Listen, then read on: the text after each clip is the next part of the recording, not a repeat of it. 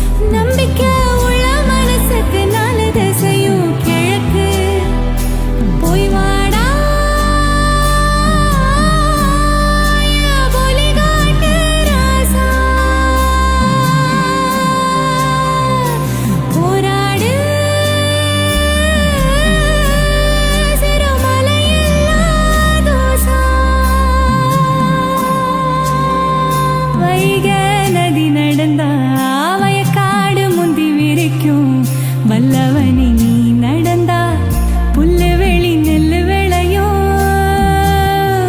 எட்டு வச்சு